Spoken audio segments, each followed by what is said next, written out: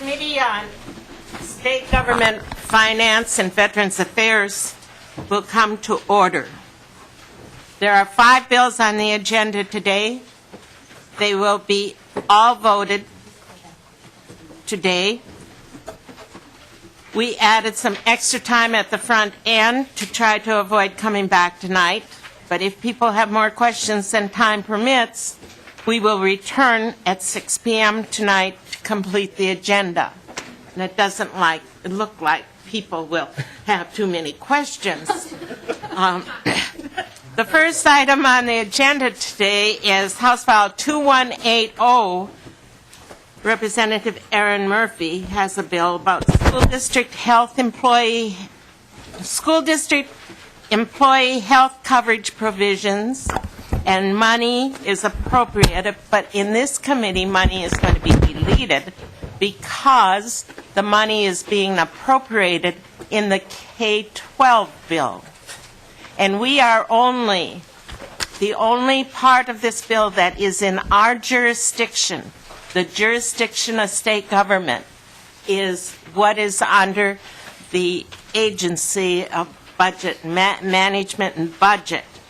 And it's the MMB and the PEEP, the insurance programs specifically, which is sections 1, 2, and 12 of the third engrossment of 2180.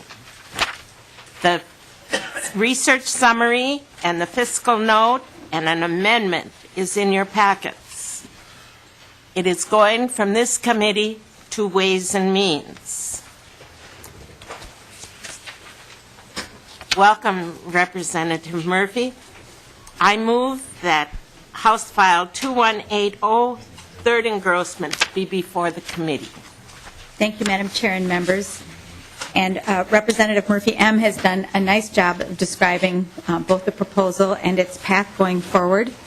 And I would ask for your support today. This is a proposal about school employee, school district health coverage.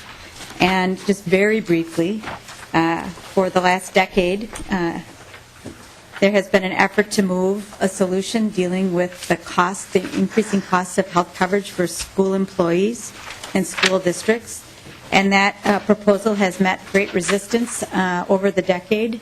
And so Education Minnesota and others have brought forth a different proposal, a novel proposal, for the legislature to consider that uses the process of competitive bidding in order to achieve a better price for health coverage for school districts and their employees. And that is this proposal. I do have an amendment that alters the appropriation to fit with the fiscal note, as well as a couple of technical changes. And if the chair were willing to entertain that amendment to get the bill in its proper order, I would be grateful. All right. I move that H2180 A30 amendment. Thank you, Madam Chair. Do you want to say anything more about the amendment, A30? The amendment reflects some technical changes to the bill that have been essentially negotiated with the health plans with the school districts, especially in Greater Minnesota, with Representative Seltzer, making sure that those responsible for reviewing the bids are able to consult with labor management committees that may already be established. But most importantly, in the amendment, line 1.10 through line 1.13 is the change in the appropriation, altering the appropriation from $1 million, as it is in the bill right now, to $294 million to reflect the fiscal note.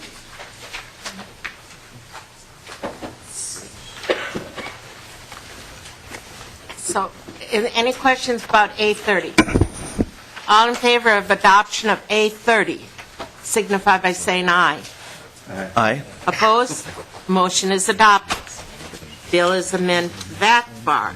Then, Mr. Shepard, do we want to do the amendment on page 7, lines 26 to 34, and delete section 12? and change on line 8.2, change 12 to 11. Is that in order at this particular time, Mr. Shepherd? Madam Chair and members, yes. If you wanted to delete the appropriation section, that is the proper motion. Okay, is that okay with you, Representative Murphy? Yes, Madam Chair. Okay, I move then on page 7, lines 26 to 34, delete section 12. On line 8.2, change 12 to 11. All in favor signify by saying aye. Aye. The motion is adopted. Now the bill is in proper order. Thank you, Madam Chair and members. With that, I would be happy to stand for questions. Are there any questions about the bill, sections 1, 2, and 12?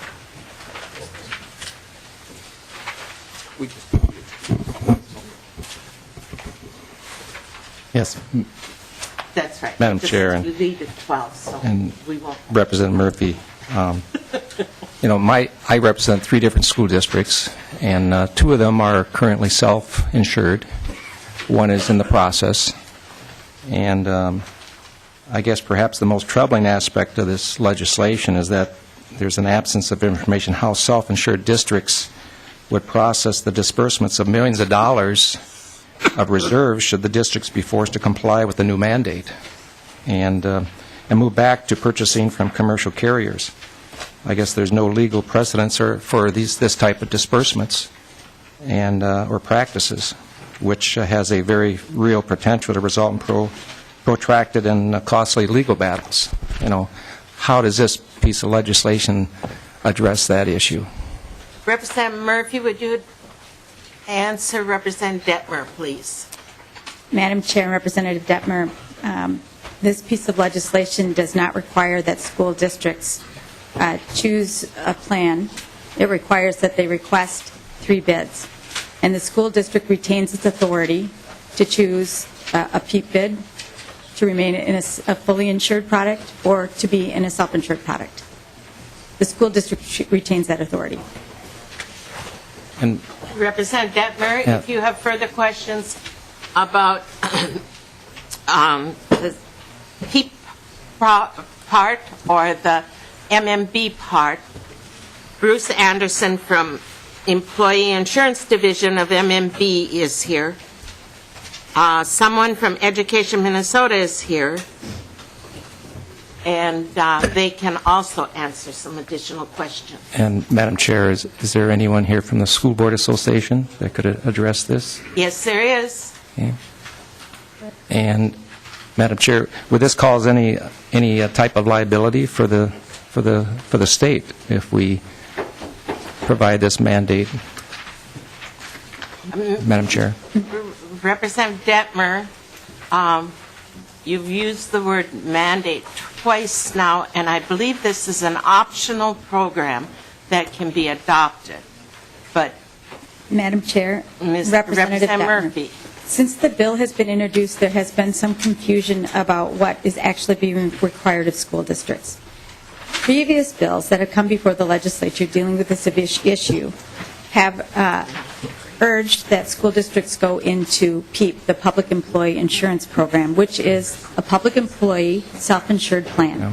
This legislation does not. This legislation requests that a school district seek 3 sealed proposals. The school district retains the option to choose, based on that information, the kind of insurance that they would like going forward. So there is not a mandate that they go into any other product other than what they choose. Currently, Minnesota has law that deals with reserves in school districts, and we are not touching that law or altering that law, and that authority remains with the school districts as well. So I'm trying to answer your question, but I am concerned that your question really deals with a bill that is not before the legislature right now, and instead about a proposal that had come before the legislature prior to this one. Thank you, Madam Chair. So what I hear is that The only mandate we're talking about now is that the school districts have to get 3 bids. So if they're happy with what they're doing now, they would have to go beyond that and get 3 bids then.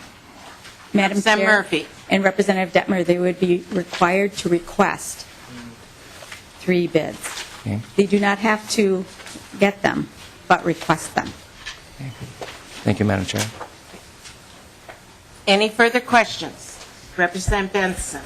Thank you, Madam Chair. I know I'm late to the game, and Yes. I apologize if I did. On sections, you were late, so I can repeat again. Sections 1 and 2. Yeah, I've just got a couple of questions, Madam Chair. Why does the state feel compelled to make the districts? I mean, this would seem, in my mind at least, if they want to do it, it's good, business sense to make sure that they're not overpaying. I'm sure they understand the need of their employees not to overpay. Why does the state feel compelled to make them, and who's behind forcing them? Make them and The bill. force them what? Who's behind? Okay. So, Representative Benson. thank you, Madam Chair. So, the question for me, at least, is why does the state feel compelled to make them to get those? I mean, if they're smart business people, my assumption is the district can make these decisions on their own. So here we go. The state's forcing and compelling. It's just getting over-regulation again. This is supposed to be the unsession. Here we go, adding more language to do the same thing. And who is really, really behind? I mean, do we have the school districts coming out and say, man, we'd sure like for you to tell us that we need to get 3 bids? Representative Murphy. Humana, Madam Chair. Those are some questions. I guess the answer to that, Madam Chair and Representative Benson, is me. I'm the author of the bill. When Governor Dayton was elected, he decided with the administration that using a competitive bidding process would be a useful tool in getting a better price from the health plans in our public programs. And as a result of that, they have saved millions of dollars. And so I think that, especially for some of our school districts that don't routinely go out for bid, the idea that we would ask the school districts to seek proposals that drive down cost, that use the tool of competition that, well, I'm suspecting many at the table think is a good idea. But to use the tool of competition and asking those participants to put their best foot forward in terms of this is our best price for this book of business, it seems like a smart thing to do when we think about the growing costs of health care for school employees, school districts, and property taxpayers. I think it's a good idea. Madam Chair. Representative Benson. Thank you. I'm astounded in just the fact that it's probably the only time today that, as a state legislature, I'll probably be reminded, maybe I'll be reminded, that we're the only smart people in the world. So to assume that, in fact, that we need smart people at the State House to tell the not-so-smart people in the school districts that they need to do this, in my mind, is just very presumptuous. Madam Chair, Representative Murphy. I don't want to engage in a lot of rigorous debate here because I know you have a tight schedule, but I do want to be clear that I think we should have smart people everywhere, and we do.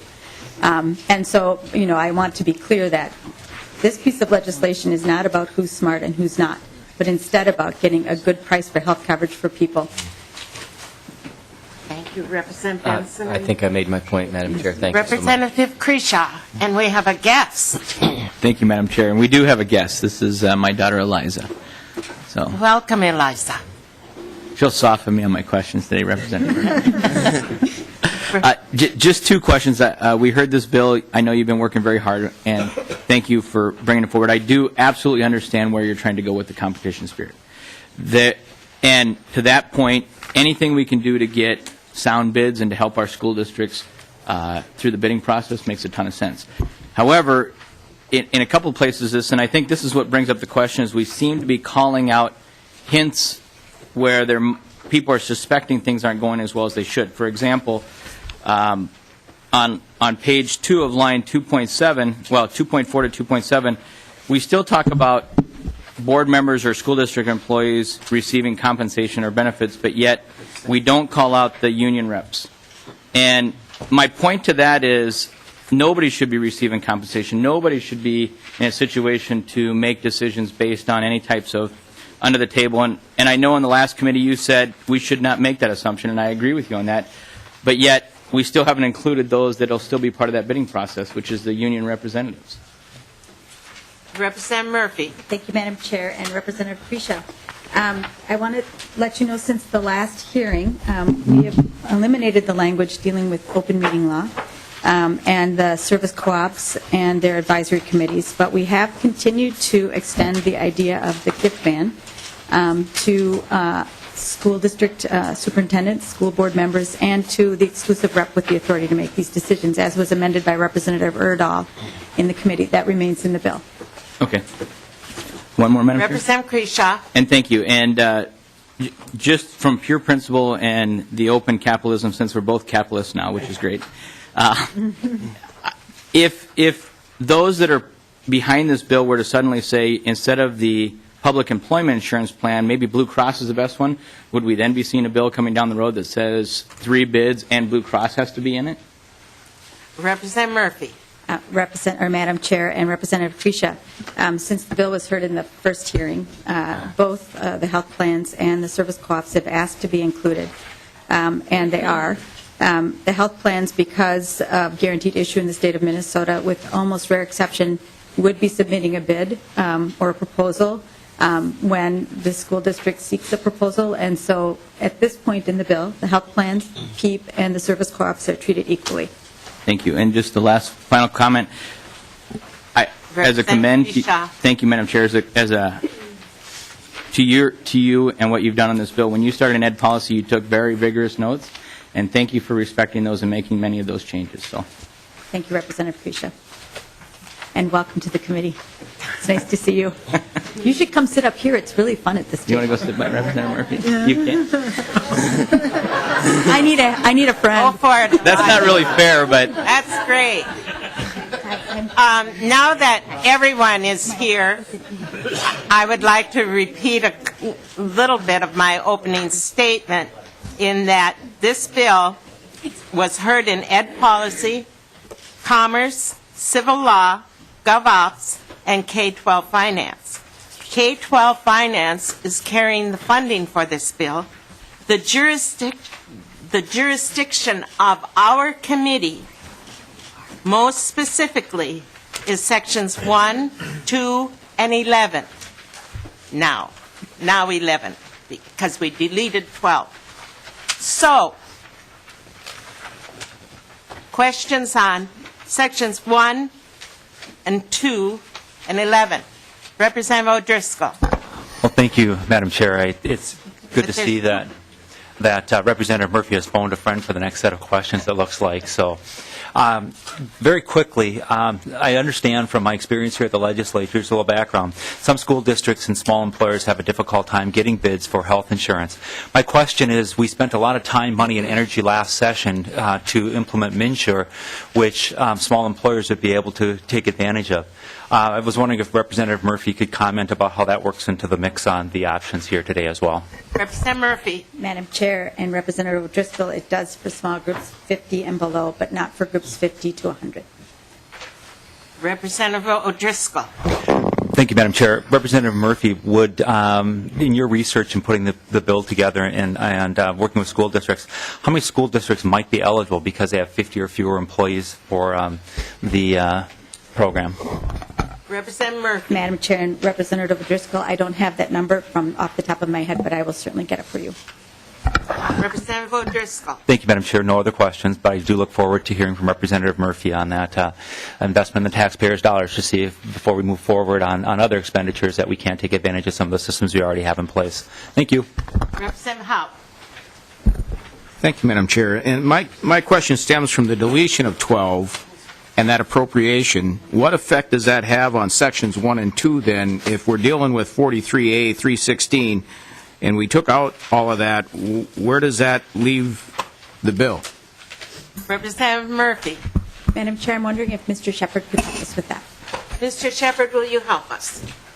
Madam Chair and members, the chair noted at the beginning of the hearing that apparently the K-12 finance bill is carrying this appropriation and the language, and so I think that Representative Murphy M. was indicating that, therefore, she made a motion to take that out here because it's in another bill. Representative Leidiger. Thank you, Madam Chair. Representative Murphy, my concern with the bill is that it may be doing the exact opposite of what you intend it to be doing, which is open up competition. And I want to talk about that one item where we're having districts renew contracts every 2 years. When in business, we should be able to write a contract for longer than that, because that's how companies, providing companies, are able to seek economies of scale, make it far less expensive, and generally you get a much richer, better contract from providers when there is flexibility. And that's the biggest problem I think I have with the bill, in addition to requiring PEEP to be in there all the time. I like the idea of at least 3 bidders, but why PEEP, and then why every 2 years are we doing this? Representative Murphy. Thank you, Madam Chair and Representative Leidiger. There are 2 changes, there are many changes that we've made to this proposal since it was introduced, but 2 that I would like to call your attention to. First, in terms of the timeframes, the legislation calls for every 2 years unless there's an agreement, and it can be extended to 5. So we did, after having a number of conversations with stakeholders, change that language to make sure that there was necessary flexibility, to make sure the school districts have those options. And the second thing that I think that is important to talk about in terms of flexibility and changes to the bill was, in the beginning, we said school districts shall request 3 proposals, and we altered that to say they shall request 3 proposals, and a subset of those, once opened, can be negotiated openly. That was language that we got, and suggestions that we got from the Education Policy Committee and from many of the stakeholders between when we heard that bill in the beginning to now. So we've tried in 2 different ways to inject both flexibility and the power of negotiation to get a better deal for the school districts. Representative Leidiger. That actually answers it. I didn't know about those updates. Thank you. Is there anyone in the audience that came specifically to talk to us about our jurisdiction and this bill? If not, I will renew. Representative Wills. Thank you, Madam Chair. I'm just looking at the bill language, and Representative Murphy, you mentioned that there's a 5-year window if a district likes their insurance plan, and I can't seem to find it. Could you tell me what line that's on? Representative Murphy. Thank you, Madam Chair and Representative Wills. I'm just looking for the language in the bill that talks about the time frame for negotiation. Must be in section 1 or 2. Madam Chair, you're right. It must be in section 1 or 2.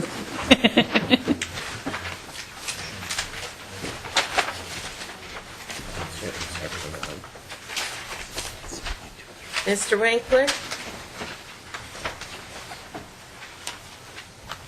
Thank you, Madam Chair and Representative Wills. It's on page 6, lines 6.23 and 6.24, 6.25.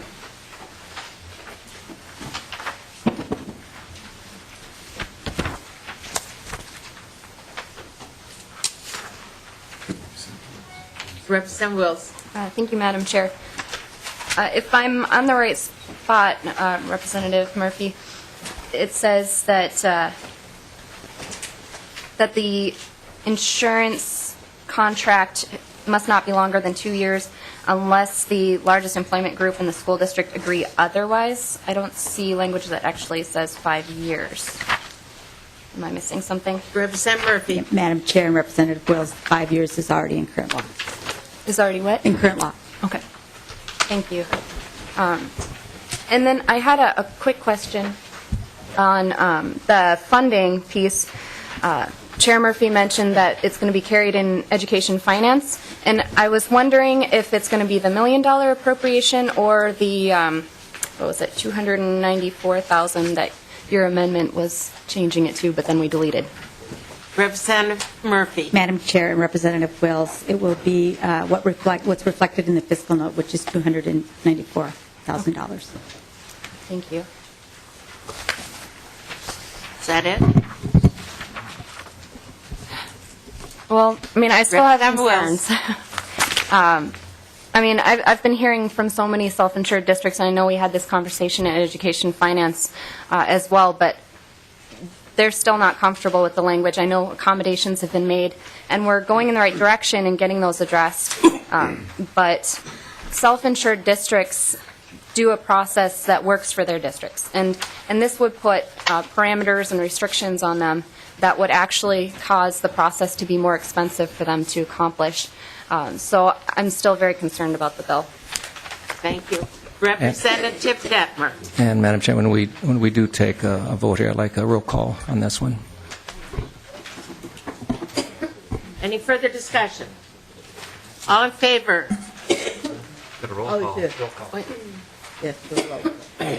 Oh, yes.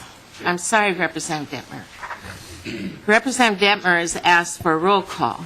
I renew my motion and recommend that House File 2180, third engrossment as amended, be re-referred to the Ways and Means Committee. Ms. Melander. Chair Murphy? Aye. Newton? Aye. Detmer? No? Benson? No.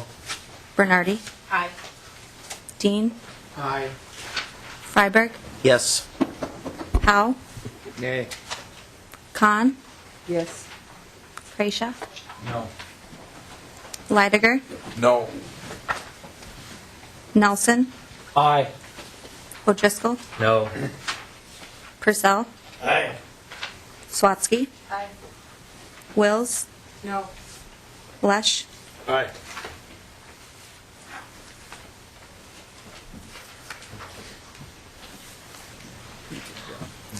10 yeses and 7 noes. The motion prevails.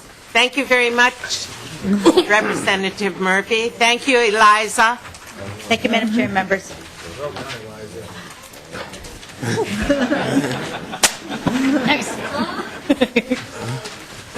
Next item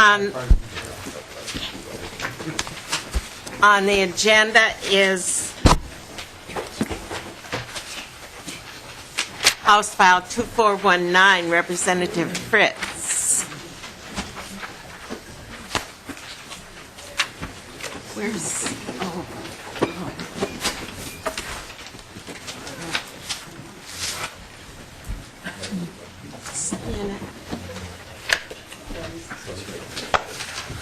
No, my.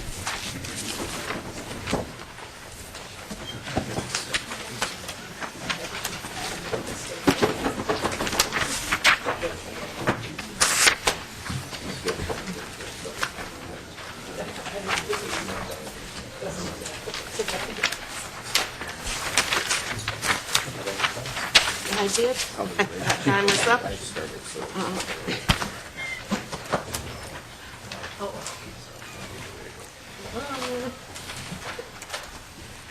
Representative Fritz, I understand that this bill was heard in Government Operations and Commerce Committees. The jurisdiction of this committee centers on the impact of the bill on the MMB budget, most specifically, Section 2. The bill, first engrossment, and fiscal notes are in our packets. There is no House research summary.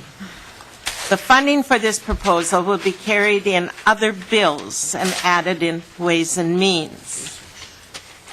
The fiscal note just came in late Friday and is based on a very broad piece of information. The note is unreasonably high, and work will continue to address their issues, I understand. So my plan is for you to present the bill and we're going to lay it over until Wednesday so that some amendments could be added based on the work that would take place between today and Wednesday. That is correct, Madam Chair. All right.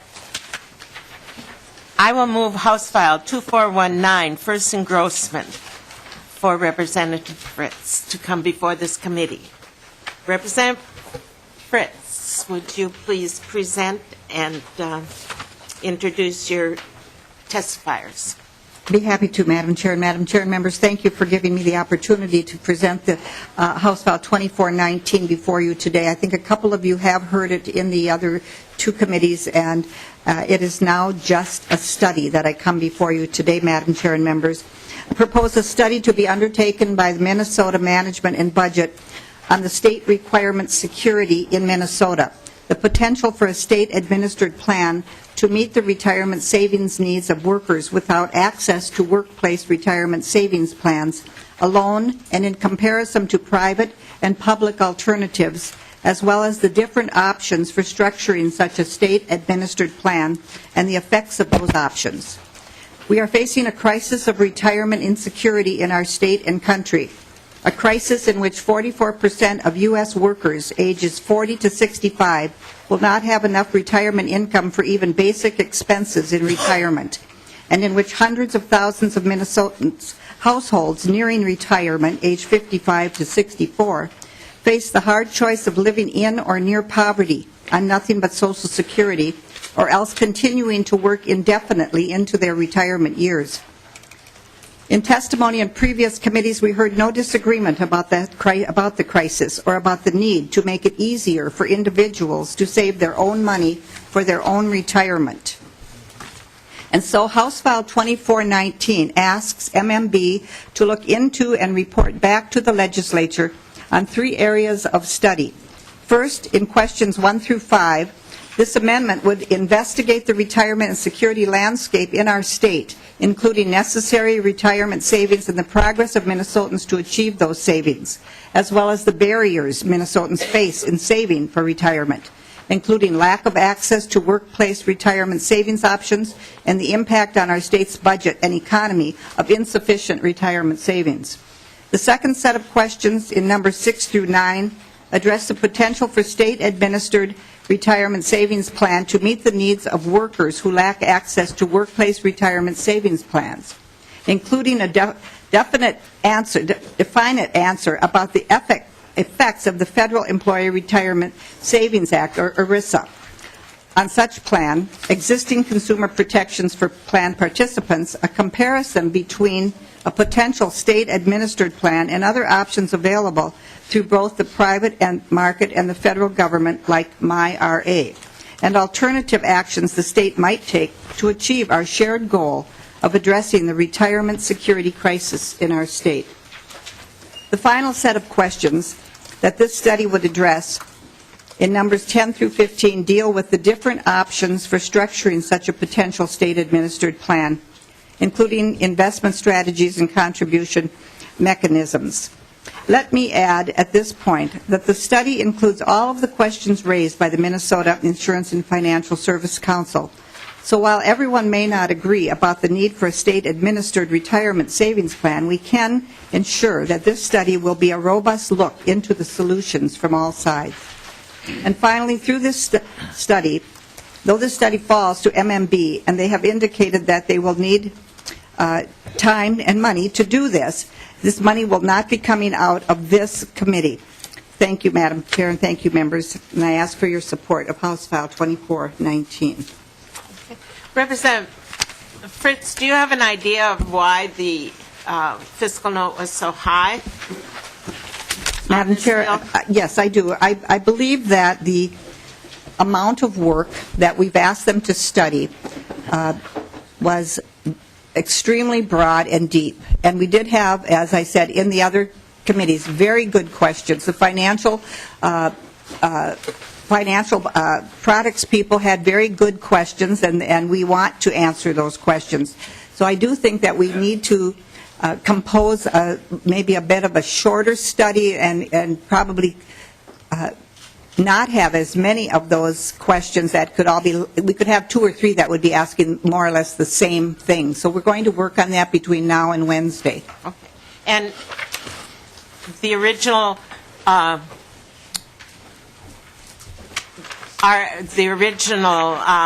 estimate was for about how many Minnesotans would be participating in the study, in answering the questions on the study. I have been told between 750,000 and to 1 million. Okay. Thank you. Any other questions? Representative O'Driscoll. Well, thank you, Madam Chair. Couple questions on Section 2, and then I was wondering if we would also have the opportunity to have the good folks from MMB come up and talk to us about the cost on that. It looks like we're taking money out of the current fiscal period ending June 30th of 2014, and I guess the question I'd have either for the bill author or for the folks from MMB is, where are you getting the money? That's already been appropriated, so they had some extra money around that they were looking to spend on this, or how that might work. Representative Fritz. Thank you, Madam Chair, and Representative O'Driscoll. The money will be appropriated from the money that is left over from the other bills. Representative O'Driscoll. Well, Madam Chair, the section says blank line is appropriated from the general fund for the fiscal year ending June 30th, 2014 for the purpose of Section 1. This appropriation is available until spent.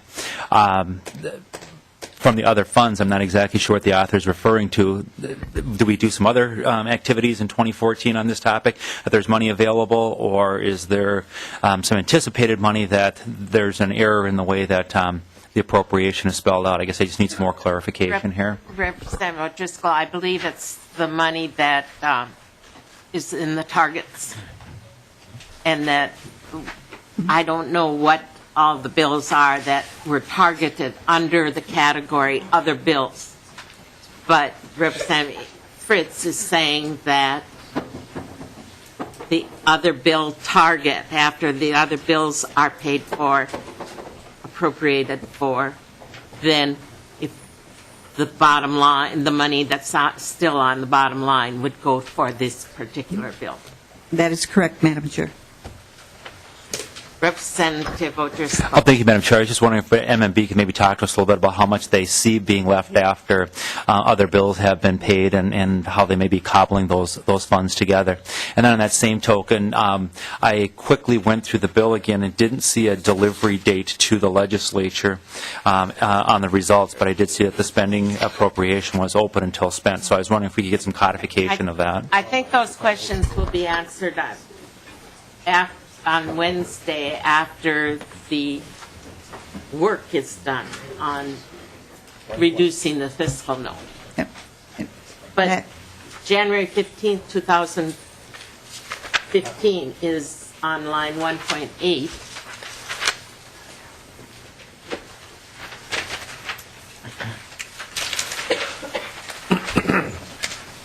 Madam Chair, were we going to hear from MMB or not?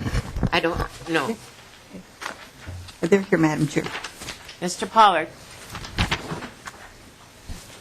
morning, Madam Chair, members of the committee. My name is John Pollard with Minnesota Management and Budget. Representative O'Driscoll, just to be clear, the work outlined in this study is extremely technical and actuarial nature. We do not have the capabilities at MMB to do this study in-house. We simply don't have the experts. As you know, we do not run the state's pension plans. We do all of the other financially related things, but this type of work is extremely technical in nature, and we just don't have those experts. So simple answer to your question is we'd be contracting this out probably to the private sector. The reason the fiscal note was so broad is what Representative Fritz alluded to, but also we did reach out to one of our contractors, and without more specific information, they said that they're looking at a pretty hefty cost for what's outlined in the bill. And so that was a private sector consultant estimate, and they admitted that it was broad in nature. Representative O'Driscoll. Well, thank you, Madam Chair. Just a comment, and I'll leave time for others, obviously, to ask questions as well. But just for the record, having been in the securities industry for almost 9 years, I'm very, very concerned about the title that we see on here, Min Secure Choice Retirement. In the securities industry, someone would get nicked for saying that because it would imply that there is security and guarantees that are in there. And it's my hope that the state of Minnesota wouldn't use those kinds of terms and language to give people that kind of an impression. Many people, large broker-dealers, have compliance departments that go through. That is a charged word in the securities industry. So my hope is that we find a more appropriate name that doesn't confuse the public. Thank you. Thank you, Representative O'Driscoll. Will you tell us the line where you were reading from about the title? Madam Chair, thank you. It was actually on the fiscal note where it's titled Min Secure Choice Retirement on the fiscal note, fourth line down under the chief author item here. But it may not be in the bill, but it's still very, I think, misleading to the public when those words have specific meanings in the securities industry. Thank you. Thank you. Thank you for pointing that out. Mr. Pollard, you'll take that notation back with you, please. Representative Benson. Thank you, Madam Chair. I'm really interested in trying to understand the parameters in which the study would be conducted. I understand the bill. There's quite a bit of language in the bill. But in terms of the parameters about what, in fact, what this would look like, in terms of the state's role, versus the private market role, I think that Representative O'Driscoll brought up a very good point. I mean, I sat on the Pension Commission, of course, and we've had some discussion about making sure that people have enough money when they retire to live. But I'm also really trying to get my arms around in terms of a secure choice retirement, and maybe that can be answered by having that eliminated, of course. But it kind of implies that first and foremost that Minnesota may require, just like we do with Social Security, may require an employee to invest in a plan, may require that an employer, whether there's a contract or not, because I see the SEIU sitting next to you today, may be required to engage in this, that they have to put money into the plan. There may be a required rate of return like we have in our own pension fund of 8.5%. These are all questions, and I guess I'd feel a whole lot better about the bill if it came out of taxes.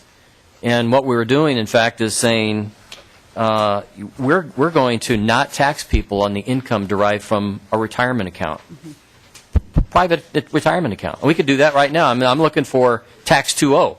As I stood up on the floor last week and said, hey, maybe there's time we can do by the people of Minnesota a whole lot better than this $500 million bill in front of us. We could, and this could be part of it right here. I mean, we could forego spending $1 million to find out what we don't. I mean, it's pretty broad. It's not surprising to me if we're going to sample 750,000 people that it's going to cost $1 a person. I mean, so that number is probably pretty solid. And I'd be interested in how in the world with zero targets we're going to forego giving money to veterans who have issues and have been before this committee and told there is zero, and we're going to now do this. But why not a simple bill out of taxes that say we're not going to charge it? Oh, by the way, if you're involved in a plan that has some fees in terms of managing your money, we're going to make those tax-free. So help enlighten me in terms of the direction here and why we think we need to go so complicated when a lot of this is just free market. The stuff exists out there now for people to save and invest and come up with a retirement. We just need to incent people to do it. And by the way, even if we were to start this now, the folks who have not gotten into some kind of retirement plan and they're in their 40s, you just look at compounding, it's very unlikely that we're going to help them out appreciably in the next 20 years. But if we can get our young people, maybe finance should be a required, you have to put that in K-12, and I know I'm getting out of bounds now.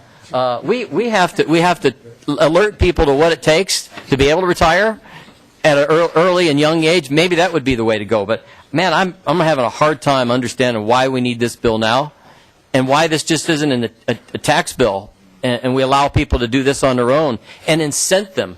Hey, we're not going to tax you to the first $100,000 in income from your savings account. Representative Fritz. Thank you, Madam Chair and Representative Benson.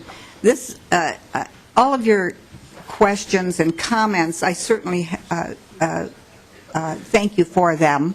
And for my history in this is that as a working person in a nursing home for 35 years, no one ever offered me any opportunity to save, ever. And so this is, I come here today, and as a representative, as we all receive some pittance of pension, that's all I have.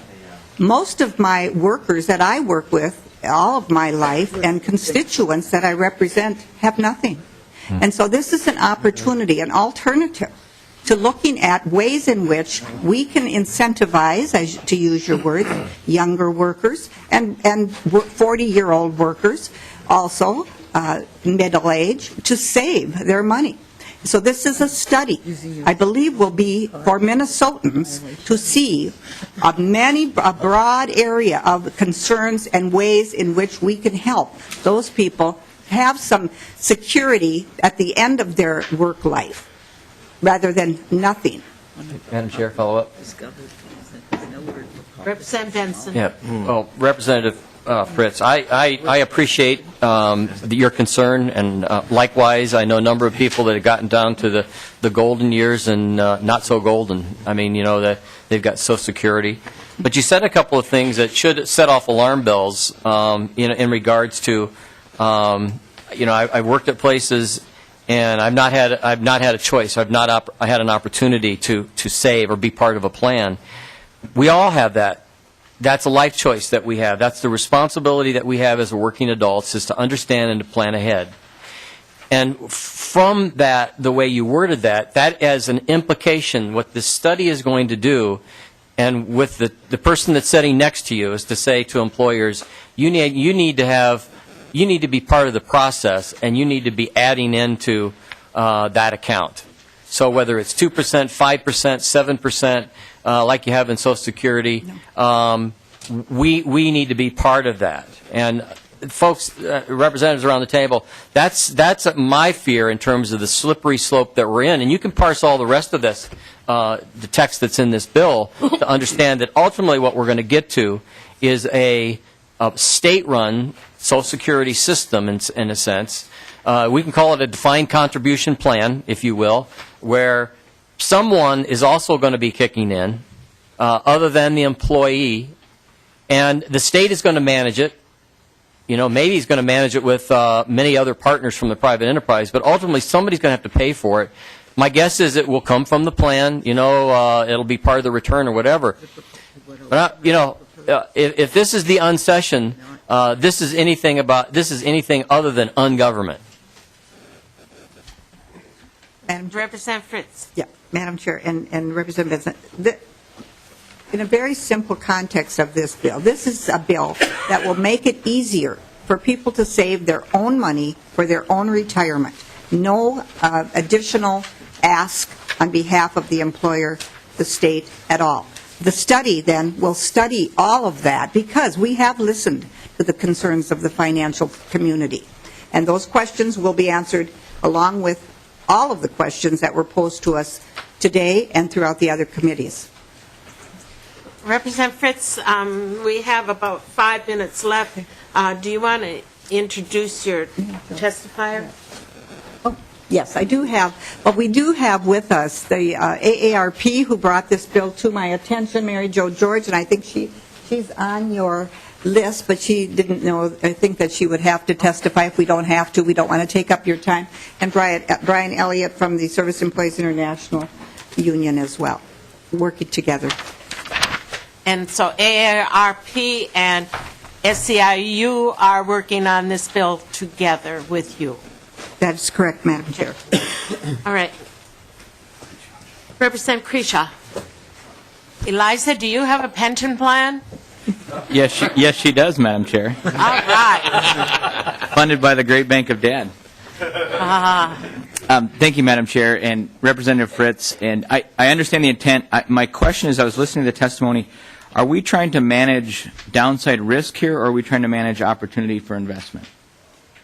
Representative Fritz. Madam Chair, Representative Pishon, opportunity. So, Madam Chair? Representative Krisha. So, Representative Fritz, if we're trying to create more opportunity, and right now with a simple website sign up through TD Ameritrade or any other ones, you could do this, I could take you outside, we could do this in 10 minutes with a couple of bank accounts. Are we trying to make that more government friendly or just more opportunity? I believe we're trying to make it more approachable to the workplace, because in the workplace, where the folks that I represent, time is money. And for them to have that opportunity to have it's like a payroll deduction.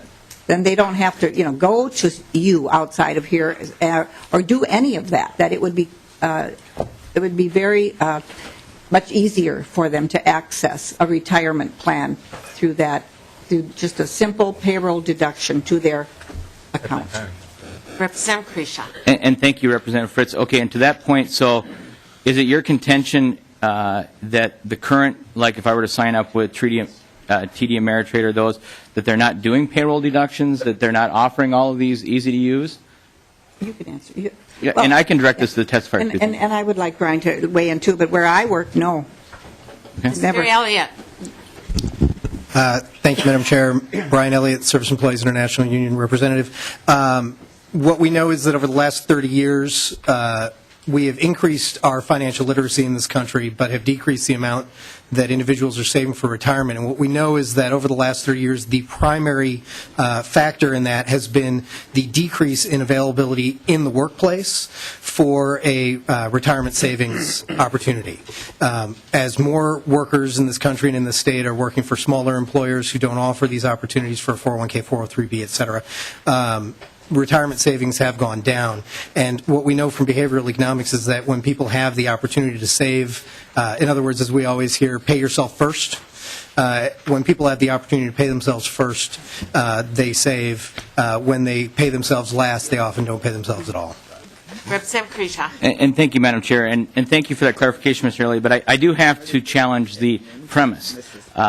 Just because the employer isn't offering you that opportunity doesn't mean it doesn't exist.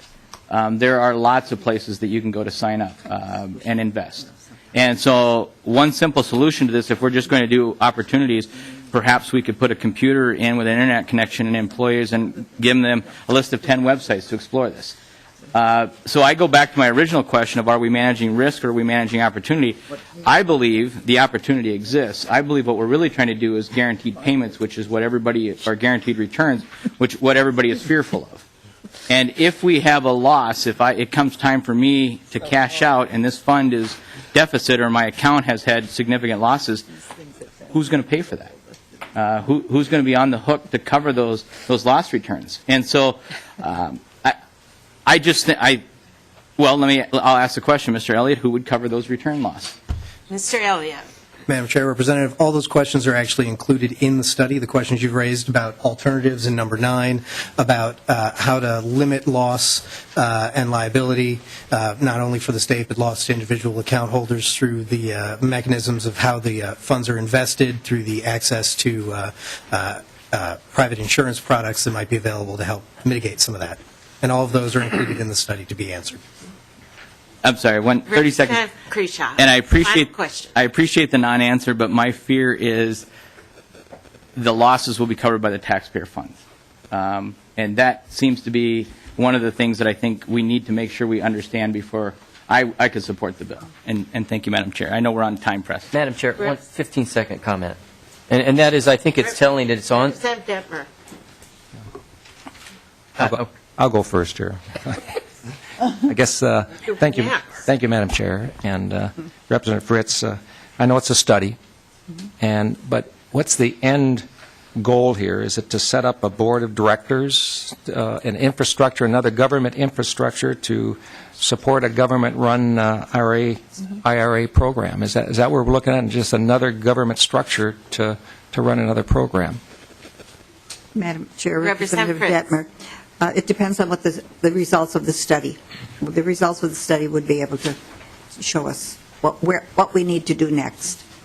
And Madam Chair, just a comment. I think we all probably know the answer. That probably we'll have another government bureaucracy to run another program. So I guess I don't agree with that. So. Representative Benson. Thank you, Madam Chair. It will be recorded, and the minutes are in the recording here, that testifier did say loss to the state, which has an emphatic implication that there is an issue regarding who is going to be ultimately responsible for making sure there's a return on this investment. That's all I'll say.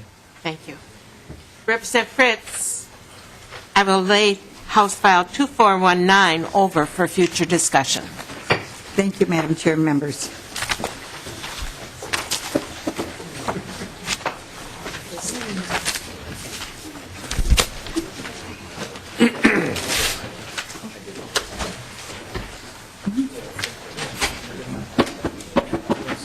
The next bill on the agenda is House File 1938.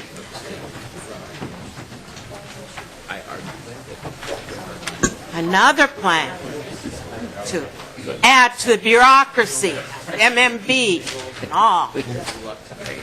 CGIP. Holy cow.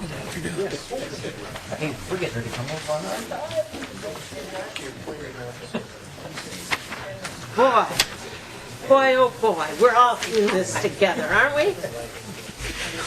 Representative Atkins, welcome to the committee. Thank you, Madam Chair. This bill was heard in Commerce Committee, I understand, and the bill and the fiscal note, research summary, and amendments are in our packets. There is zero fiscal impact, but potential implications to the CGIP program noted in the narrative on page 3 under the assumptions. That is the reason the bill is before us today. Representative Atkins, I will move House File 1938 so you can tell us about how we're adding to the bureaucracy and to CGIP over at MMB. And it seems like we're picking on MMB today. And I don't mean to do that because they are always so responsive. I understand Dan Johnson, the executive director of the Minnesota Fair Plan, is here, and we might have a couple questions for him because we don't exactly understand the Fair Plan. So, and Mr. Bruce Anderson from MMB is here too if we have additional questions. Representative Atkins, I move House File 1938 be before us. And before we start, do you want the amendment, or do you want the amendment after we hear about the Fair Plan? Madam Chair, I believe that is if it's an author's amendment, which is my understanding, then I'd just soon put it on now. Sorry, Joe.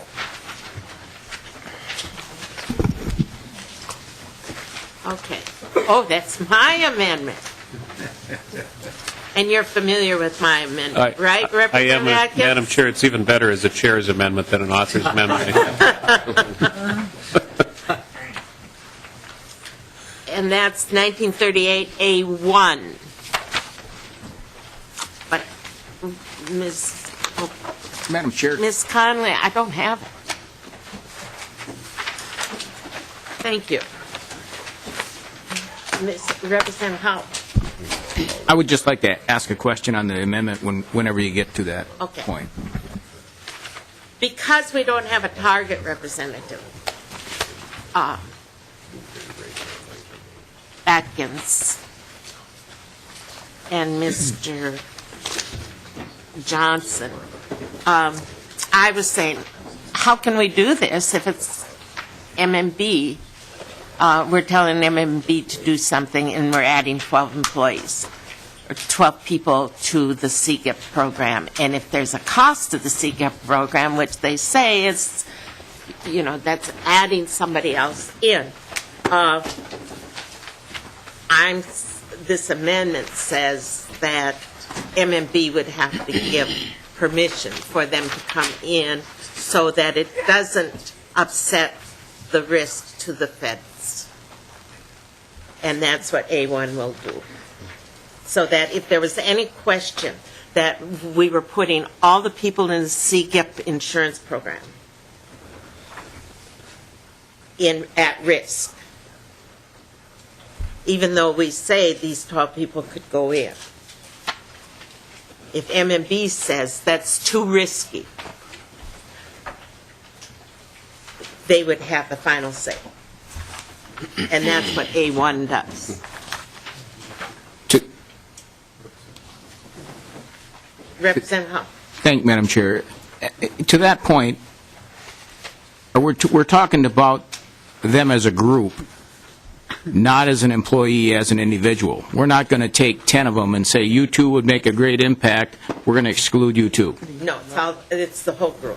That's the fair plan. The people that are listed in statute under the fair plan. And they've been in the statute for a long time. Well, for a while. Since when, Mr. Johnson? Madam Chair, members of the committee, the FAIR Plan was created in 1969 by an act of the legislature. That's pretty long. Not real long, but pretty long. Representative Atkins, do you want to present your bill? Sure. Okay. And thank you, Madam Chair. I think I want his presentation before we go with the amendments. Yeah, because I don't want to talk about his bill and lead you and say something wrong. So you go ahead and then I'll move Yes, my ma'am. amendment. Thank you, Madam Chair, and thank you, members. The Minnesota Fair Plan is kind of like the Boy Scouts. They're there when you need them. They are the insurer of last resort for homeowners. So if you have a cabin, for example, out in the woods, in fact, where are the Boy Scouts, where are you guys from? Little Falls? So a few cabins up that way, around the Little Falls area. If you aren't able to get homeowners insurance, you can turn to the Fair Plan. It's a creation of statute dating back, Madam Chair, to 1969, and it's so that you are able to get a mortgage. Most mortgage holders want to make sure that you're insured. So you can, sometimes if you can't get insurance anywhere else, you can turn to the Fair Plan, get that insurance, get your mortgage. They also do a variety of similar sorts of tasks for other entities that have a challenge getting insurance. They have 12 employees at the Fair Plan that receive their health insurance currently through the National Association of Fair Plans. Unfortunately, there's been a severe, and I mean severe, escalation in the cost of their health insurance, so they looked at other opportunities. One of those opportunities was to turn to CGIP or CGIP here through the state of Minnesota. There's precedent for doing this. The Joint Underwriting Association has had eligibility for it, as have a number of other similar oriented organizations that were created by the state of Minnesota or created by statute. What these 12 folks would like the opportunity to do is shop for their coverage through CGIP at no additional, and I can't emphasize this enough, at no additional cost to the state of Minnesota. They just want to be able to avail themselves of the rates. I believe there's something in the thousands of people that currently get their coverage through CGIP. This would be 12 people additional to that. They would obviously pay for whatever the cost of their coverage is. But we think that we can save the Fair Plan some money, and hopefully those rates or savings get passed along through rates that are more affordable to homeowners who are unable to get coverage anywhere else. Madam Chair, that's the bill. Again, did I mention that it has no additional cost to the state? And I have Mr. Johnson here from the Fair Plan for any questions you may have.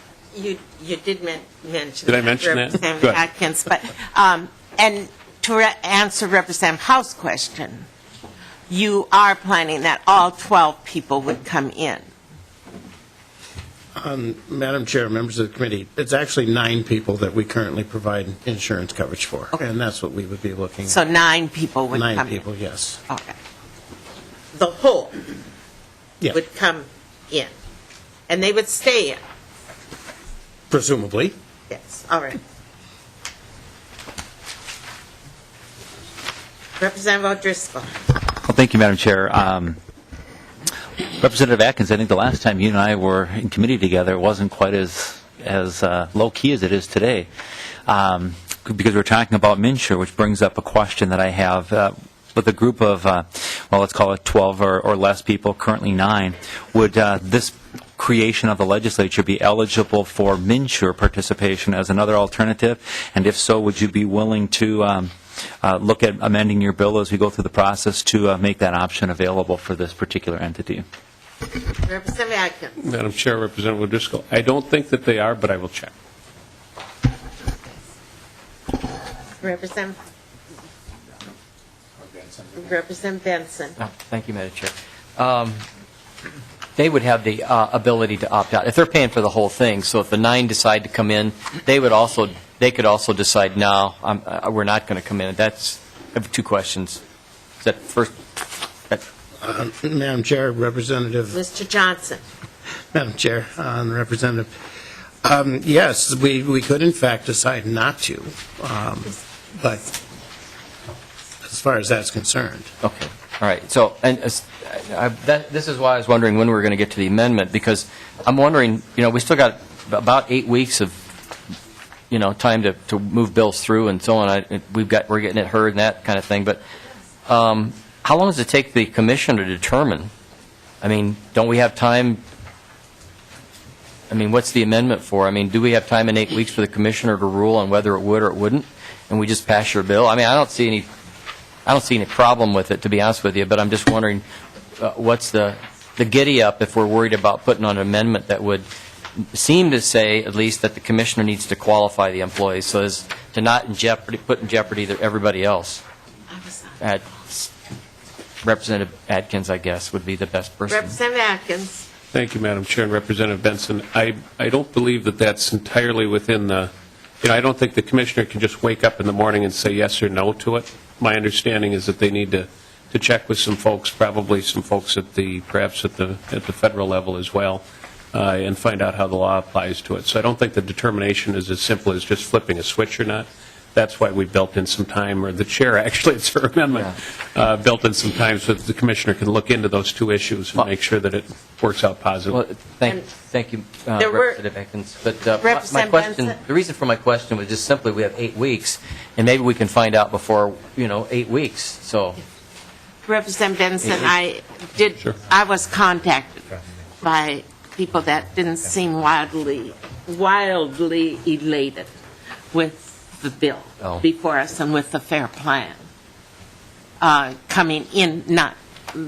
They had nothing negative to say about the fair plan, but for the fair plan people to come in to the C-GIP people. And so as a result of that, I felt that to get the bill moving, we could have this Amendment 1.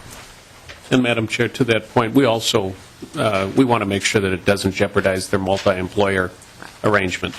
So we're completely on board with what MMB wants to do, and we want to give them the time necessary to make sure that it doesn't place any or jeopardize any of the arrangements that they currently have. Representative Howe. Thank you, Madam Chair. And I guess I got a question I'm struggling with a little bit because I don't want to imply anything.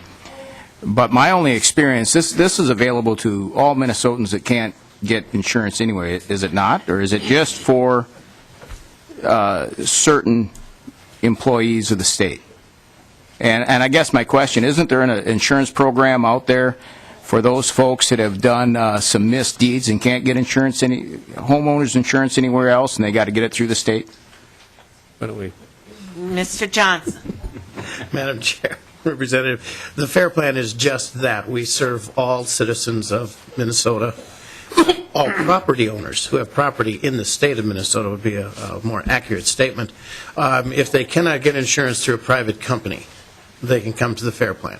We offer limited insurance, but we do offer the opportunity to get it when you've been refused it from a private company. Representative Nelson. And so, thank you, I'm sorry.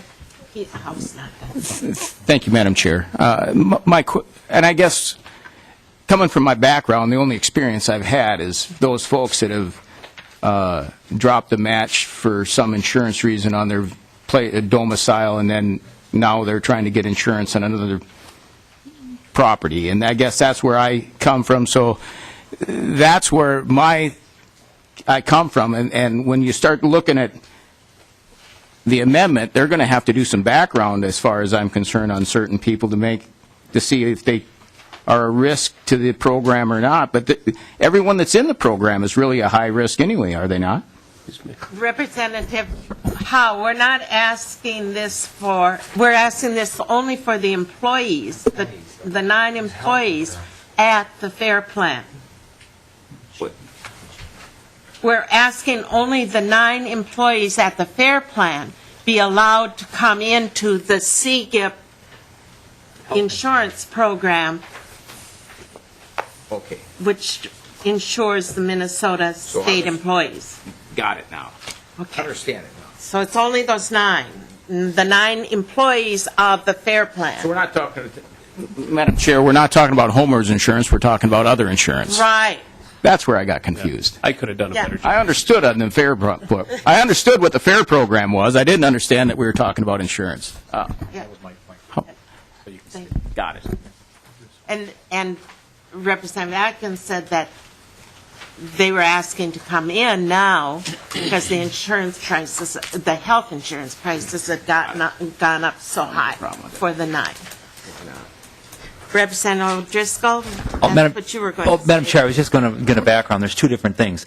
The plan itself administers insurance that can't be through the private underwriting market because it doesn't meet one of the appropriate classifications, and so it could be because of the nature of the home, the age of the home, the general proximity, something in the owner's background, whatever the case may be. We are strictly and totally talking about whether or not the people who administer this plan are eligible or not eligible for inclusion in CGAP for their health insurance benefits as quasi-employees of the state of Minnesota. Just for the record and for clarification for all members as you look at casting a vote on this issue today. Perfect word, Representative O'Driscoll. Quasi-employee. Madam Chair, I can't believe I'm helping Representative Atkins with his bill today. It just kind of goes contrary to our relationship. We're all cooperative and helpful. Feel the love. Any further discussion? If not, I renew my motion of adoption of A1 amendment. All in favor signify by saying aye. Aye. Opposed? The amendment is adopted. Now I move that House File 1938, as amended, be re-referred to the Ways and Means Committee. All in favor signify by saying aye. Aye. Opposed? The motion is adopted. Go on your way, Representative Thank you, Atkins. Madam Thank you, Chair, Mr. members. Johnson. Thank you very much.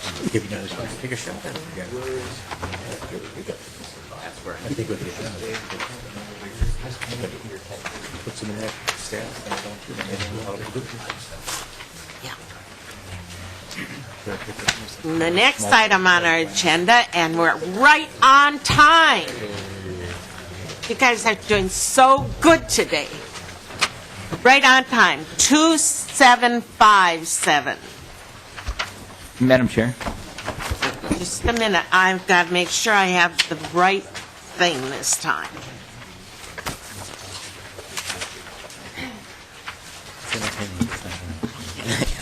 Representative Krisha.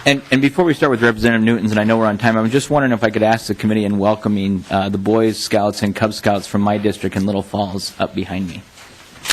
We sure can. Thank you, Madam Chair. And how many of you are going to be Eagle Scouts? I think they should all put their hands. All right. May I suggest that you start working on your Eagle Scout plan before you get your driver's license? That's what I've learned from going to all kinds of Eagle Scout award ceremonies. Then you don't have to worry about just squeaking under the line at your 18th birthday comes around. And mom or dad is still trying to get that last patch done. Madam Chair, Yes, Representative Nelson. as the former advancement chair for my son's scout troop, I would suggest that the first merit badges they should work on is personal finance, personal fitness, the ones that take some time. You get those out of the way, the other ones you can fall into place. But that would be my suggestion as the former advancement chair. But in the meantime, kids, have fun. Welcome to the Capitol. Representative Newton? Thank you, Madam Chair. I'm here with House File 2757, which has already been laid over for possible inclusion. And, Madam Chair, you have two amendments to this bill. Yes. Madam Chair, if I may, I would like to ask our new acting Deputy Commissioner, Robin Gosted, to come down. I don't know if she'll have a chance to make an appearance today, but I would like to have the committee recognize her, and she's filling in as Deputy Commissioner, and I'd just like to have her welcomed by the committee. Welcome. Thank you. And good luck with your new appointment. We're pleased to be able to work with you. Thank you. Representative Newton, I will bring this bill back off the table and before the committee, House File 2757. And I will move Amendment A21. Thank you, Madam Chair. Amendment 821, rather than extending out and increasing the allowances over a period of time, requires that the Commissioner makes adjustments to the allowances for the people in domiciliary care, which is the 180 veterans at the home in Hastings and the 50th Minneapolis home. And they would do that as a part of their budget request. And your original bill allowed for a raise in their allowance money or in their money for up to 3 years. Is that correct? That's correct, Madam Chair. And the amendment just does the first year. It does it for 2015, Madam Chair, and the department has agreed that they would absorb that cost, so there's no cost associated with the bill. But the department didn't agree that they could absorb the cost because they don't know what the appropriation is going to be for the following years. 14 is fine. They've got the money that they can absorb the cost for enacting the new allowance for this year. But we don't have any idea, and we can't tie of future legislation to an appropriation, of exact appropriation. And so the amendment brings it to allow raising the allowance for 2014.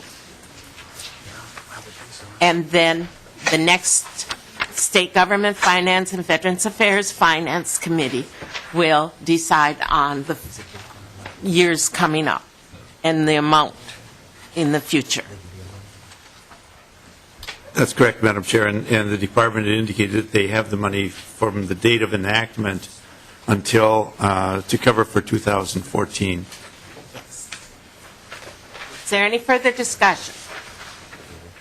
All in favor of the A21 amendment, say aye. Aye. Opposed? The amendment is adopted. Okay. Representative Newton, you have an A3 amendment? Yes, Madam Chair, the A3 amendment is a technical amendment that's just inserting the authority, statute authority, to give the commissioner the authority to move this, to bring it forward each year, or each appropriation time. Okay.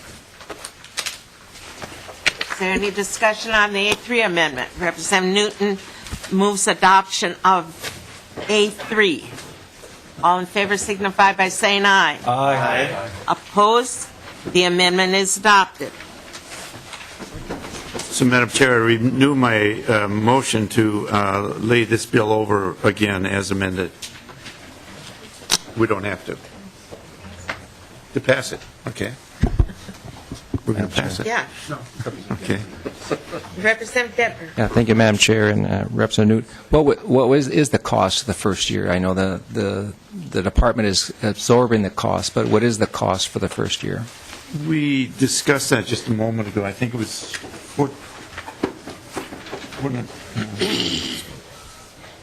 Ms. Gossett? This was 36. Let's see it. For the record, my name is Robin Gausted, and I'm the acting Deputy Commissioner for the Veterans Health Care for Minnesota Department of Veteran Affairs.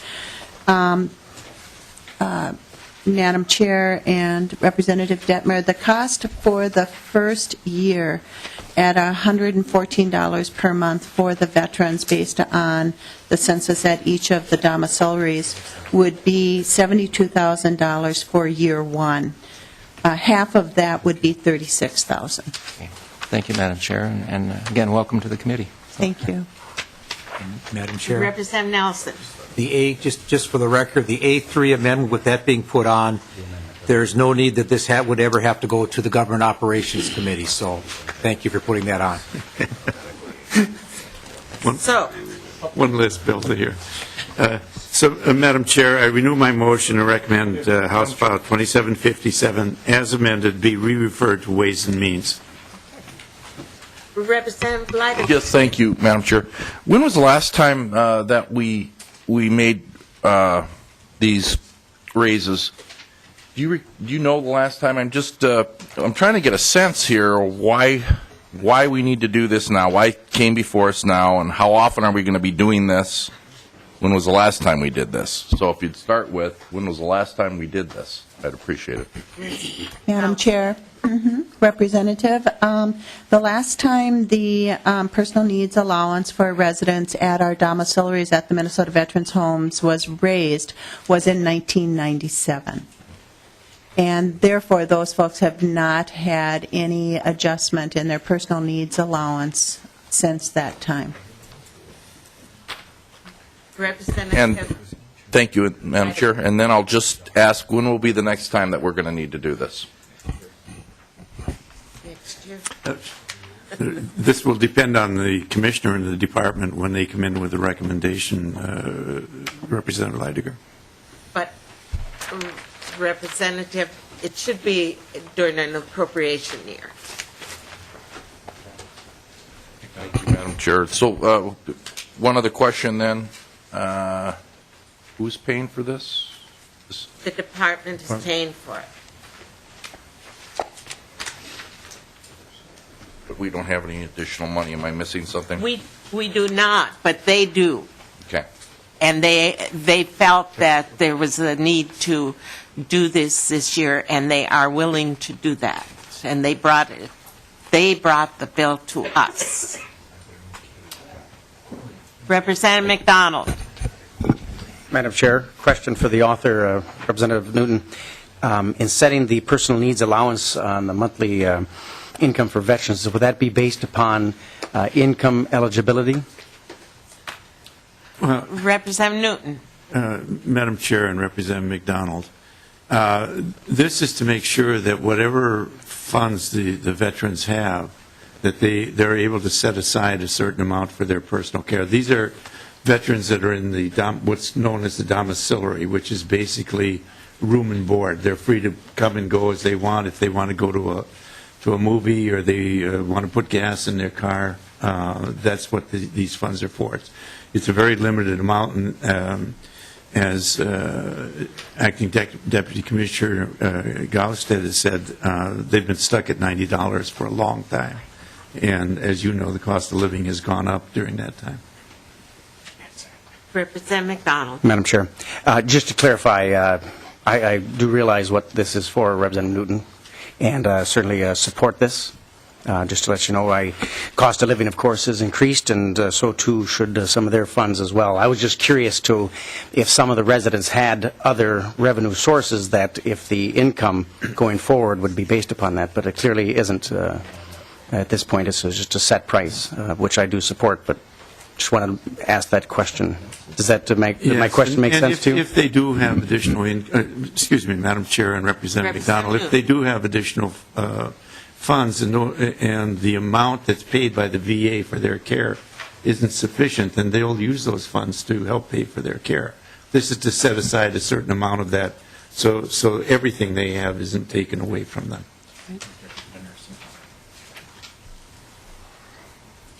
Any further discussion? Representative Benson. Thank you, Madam Chair. This is a good bill. Thank you for bringing it forward. And I'm trying to get my head around it a little bit in just terms of we're not going to see it go back to a previous amount because we've not allocated beyond a certain date, though, right? I mean, they're going to get a raise and they're going to see their allowance go up, but we're not going to see it digress or go back to the previous amount before we have an opportunity to provide more money. I'm going to make sure that that's not the case.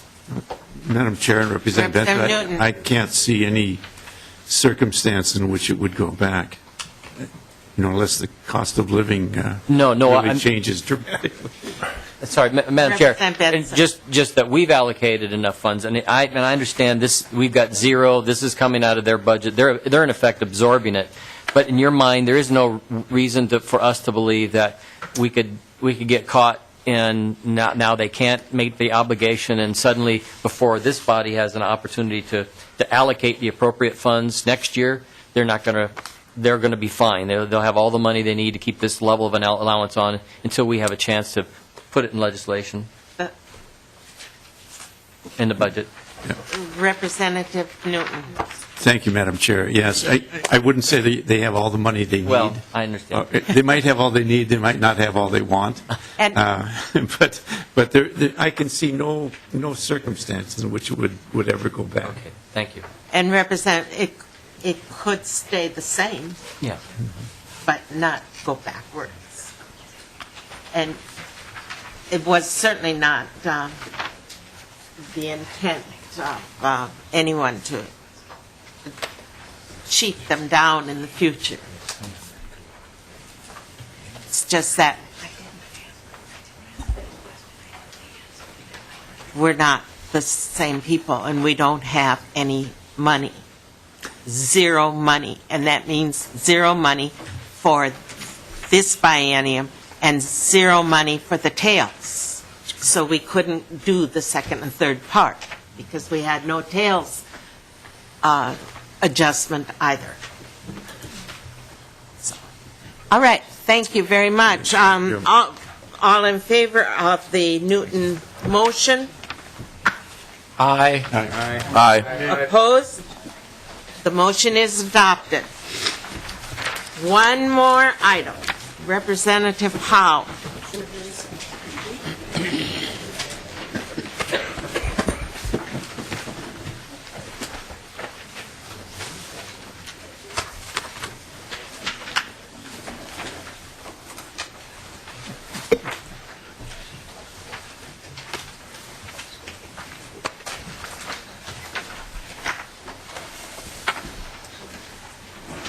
Representative Howe, this was a bill that was heard, House File 2117, that was heard in committee last week.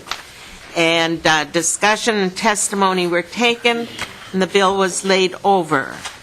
The bill has a fiscal note, and that's still pending, is it? No, ma'am, the fiscal note is in. Yes, ma'am. Okay. But, yes, now we have a fiscal note.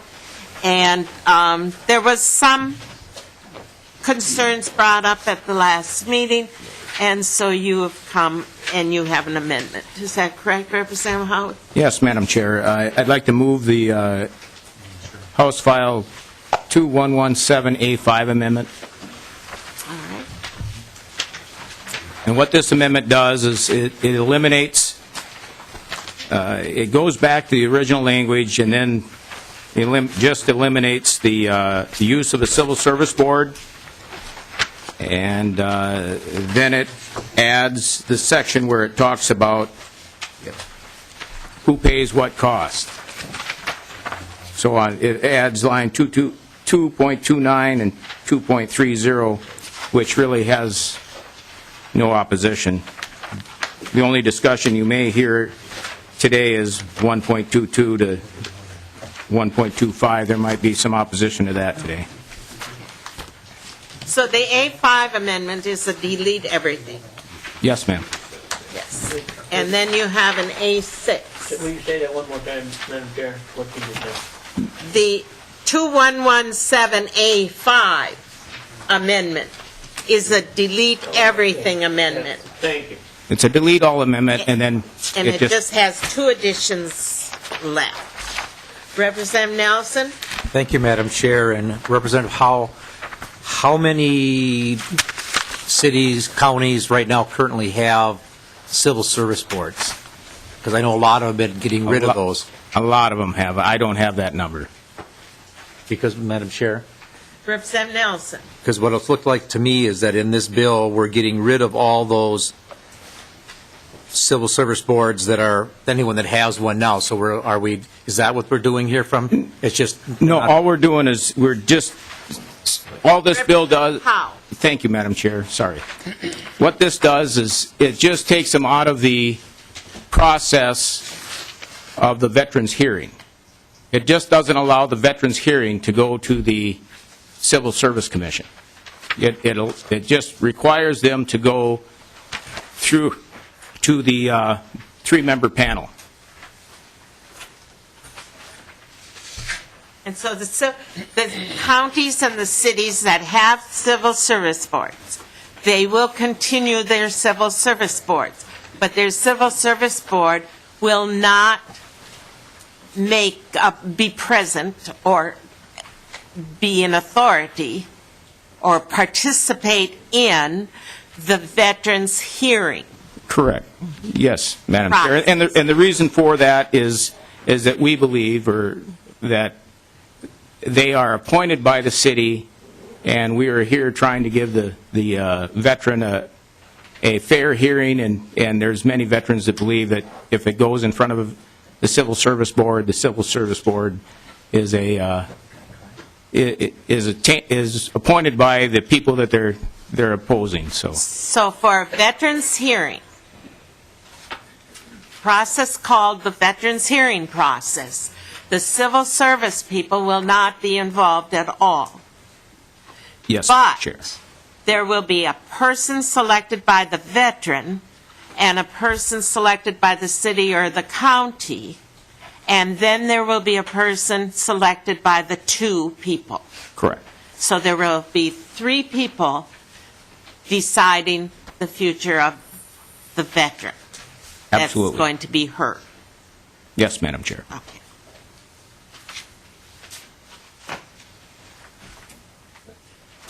What about A6? Well, A6 is a technical amendment. Instead of using the term termination notices, it's just a notice to intent to discharge. It goes back and uses the original language that's previously used in the bill. All right. So it just clarifies it. Is there any further discussion? Representative Dent.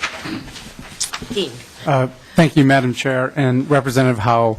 So you said that there's a belief that the process would be more fair for veterans. Is there evidence that the current process where there are civil service boards or commissions, is there evidence that it's currently not fair? If you would like to hear the testimony from the gentleman that was here last week, he is here if you'd like to hear that testimony. But yes, there is a belief that if you talk to veterans, there are veterans out there that definitely believe that they don't get a fair shake on some of those civil service boards.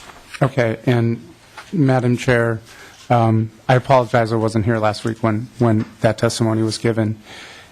My question was, or another question would be, do they currently have a process of appeal that they can go through if they're not satisfied with the finding of the Civil Service Board or Commission? There is. There is an appeal to district court. Okay. And then I guess, the last question, and I'll only bring this up because it was mentioned earlier in questioning regarding some other bills. What is going to be the cost to the cities and the counties to this process? And are we now moving forward with, was often termed an unfunded mandate to cities and counties for the added cost of this process? There could. Thank you, Madam Chair. There could be some additional costs to cities and counties that currently use a board or a civil service commission to hear those veterans' hearings. But I would submit to you that I believe that we need to do our utmost to make sure that the veteran gets a fair and impartial hearing rather than going through the cost of appealing these to a district court. Because in that arena, he's going to, as this clearly states in the bill, that the veteran's going to have to pay his own attorney's fees, and most of the attorneys that do this don't do it on the cheap. So it's an expense to the veteran. I do believe that we need to err on the side of the veteran to make sure they get a fair and impartial hearing.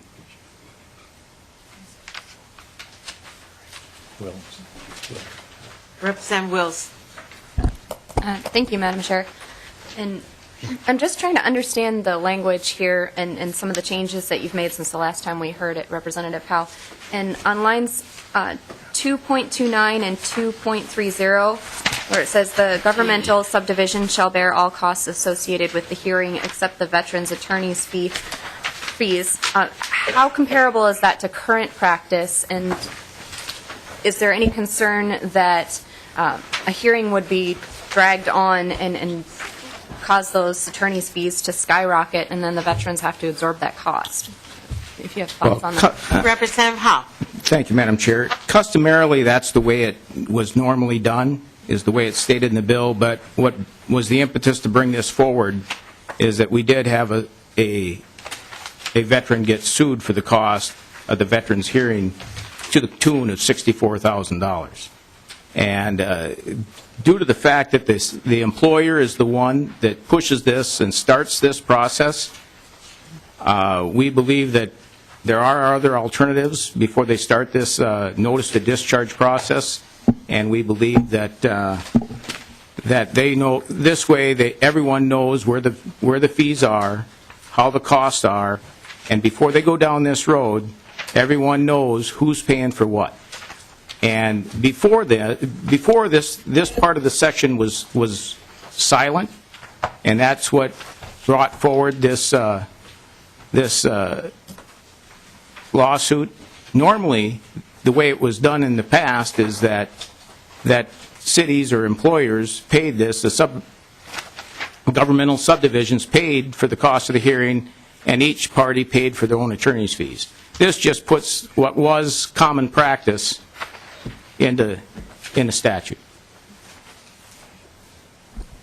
Representative Wills. No, I think that clears it up. Thank you. Representative Demmer. Thank you, Madam Chair, and Representative Howe. Thank you for bringing this forward and the changes that you made in this bill. I know there were some questions prior to your amendments and the changes, and I think you brought some clarity to the law, and I think it's going to be some clarity for not only the municipalities and cities, but also for our veterans. And I know that Minnesota Department of Veterans Affairs are supportive, and glad that you were able to make those changes. Thank you. Okay. Representative Howe, do you want to move adoption of A5? Yes, ma'am. Any further discussion on A5? All in favor signify by saying aye. Aye. Opposed? No.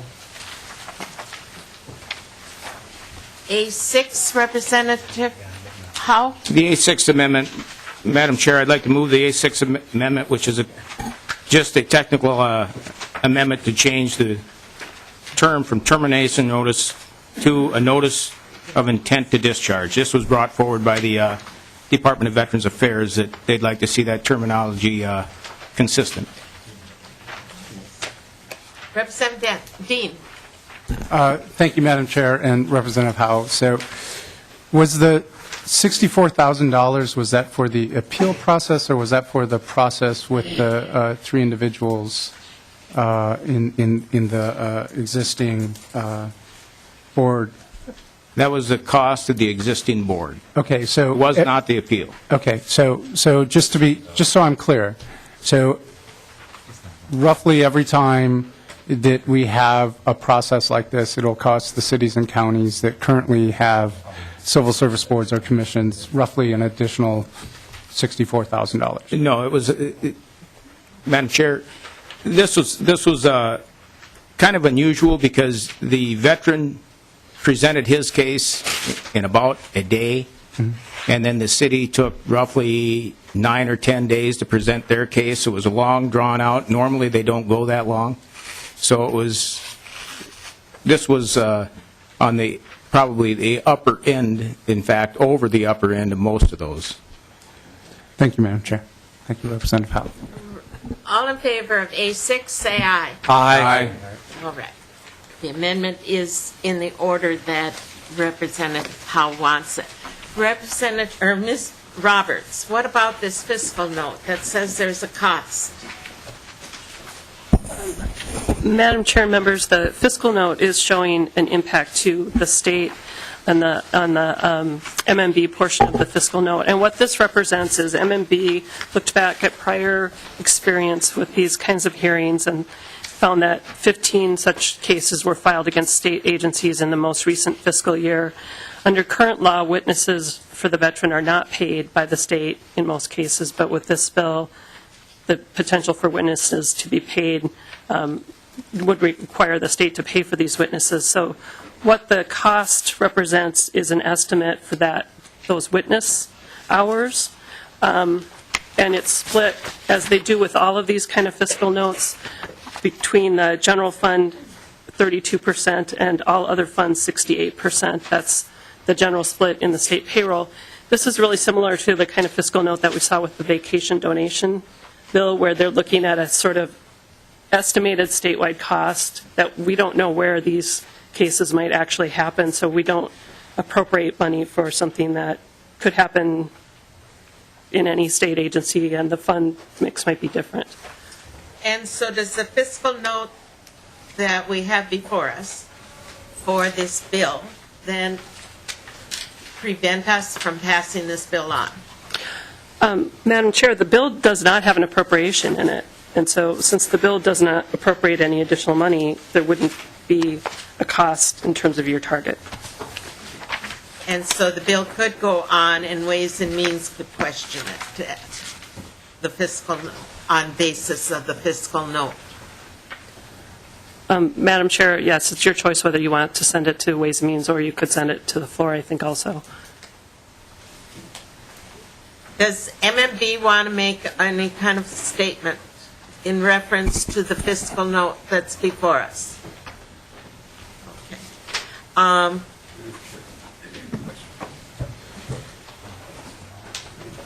MMB? Association of Minnesota Counties would like to comment. Yes, I have Randy Malachnik that wants to speak. Please come forward. Carver County Commissioner.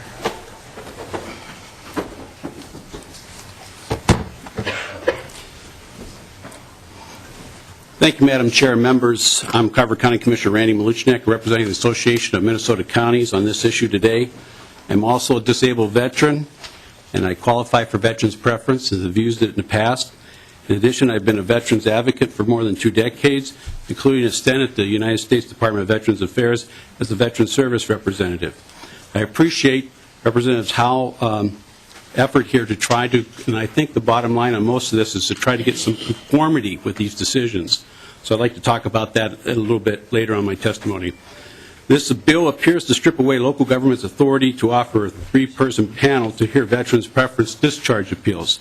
Many cities and counties, as has been discussed here, maintain a 3-person personnel board of appeals or a civil service commission to hear these appeals. Local governments would lose this authority under this amended bill. It could add significant expenses to using of the panelist. For one example, Carver County pays panelists $50 per diem a day, and at the end of the day, that could be $150 with the writing of the decisions, court reporters, and other expenses. The current situation would be less costly than the proposed bill. In the original bill last week, many of you know that there was a requirement that called for the Bureau of Mediation Services. That's been taken care of. So I think we're okay with that. Let's see.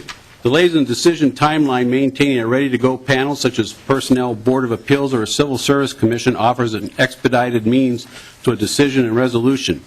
The members are already trained and familiar with the statutory definitions and the employer policies and rules which apply to the veteran. The new panelists would have to be educated, and the employee's representative may even need more training.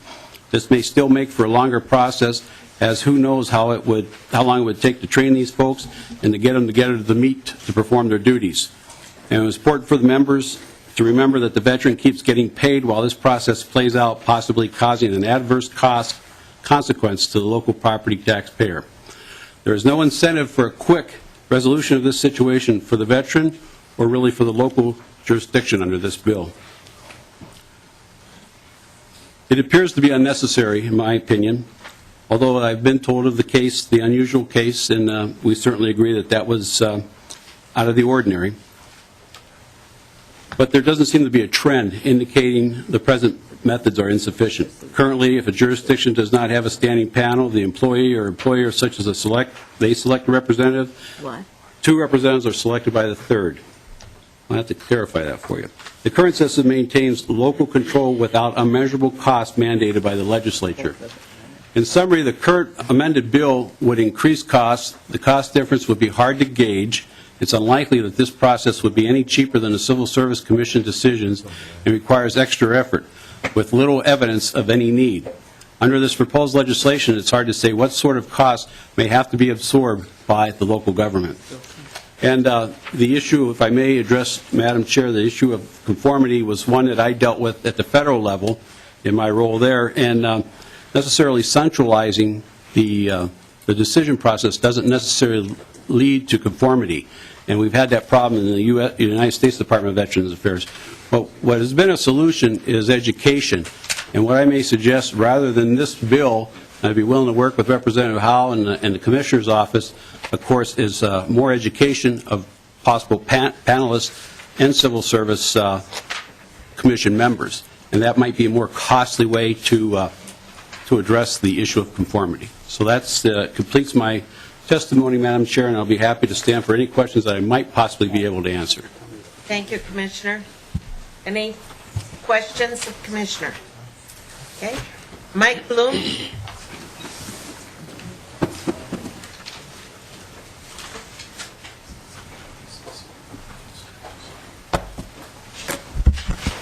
I would like to comment that last week we did hear from the veteran that had a $22,000 loss, and the other veteran that had, the city had not yet paid the $64,000 cost. So, Mr. Bloom. Madam Chair, members of the committee, thank you. My name is Mike Bloom. I'm an attorney with the City of Minneapolis. I have been practicing and dealing with veterans' preference issues for 25 years now. Half of my career I represented veterans and employees. The other half I represent employers. The City of Minneapolis certainly supports veterans, and we also support their right to a hearing. We do not, however, support this amendment. The City of Minneapolis does have a Civil Service Commission, and our Civil Service Commission does hear veterans' preference appeals. Our primary concern is, in fact, financial. You've heard a case of a $64,000 bill that would have been the city's, had this been in the City of Minneapolis, would have been our financial obligation. You heard a case of $30,000. Typically, I understand that veterans' preference appeals cost anywhere from $10,000 to $25,000. That's a significant sum of money. It is not a sum of money we currently pay under our Civil Service Commission system. So we support the hearing process. We do not believe that the elimination of the Civil Service Commission to hear veterans' preference appeals, though, is appropriate. The City of Minneapolis, we hear anywhere from as few as 2 to 3 veterans preference appeals a year up to approximately 6 to 8. We don't hear a lot of cases, but we do hear several every single year. For the City of Minneapolis, there is no benefit to eliminating our Civil Service Commission and preclude them from hearing veterans preference appeals. I hear anecdotally, and I know of the one case that's been discussed, that there was a veteran that was not treated fairly. We don't see that in the City of Minneapolis. In 11 years that I've been there, we've never seen an appeal of a veteran's preference be overturned. We exercise progressive discipline. We use a just cause standard. We don't see our veterans appealing decisions based on unfairness. The other measure that I use is I compare outcomes across all venues, across all forums. So when I look at arbitrations, when I look at civil service appeals, when I look at decisions out of OAH, and when I look at our veterans preference appeal, the city's success rate is about the same in all of them.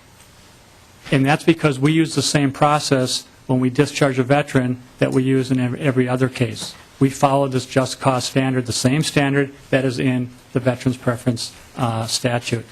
So our outcomes are the same in front of our Civil Service Commission. We don't see an unfairness issue when it comes to veterans. I've not heard any situations where veterans have been claimed that they've been treated unfairly. And it's for that reason that we do not support this A5 amendment. Thank you. Mr. Bloom,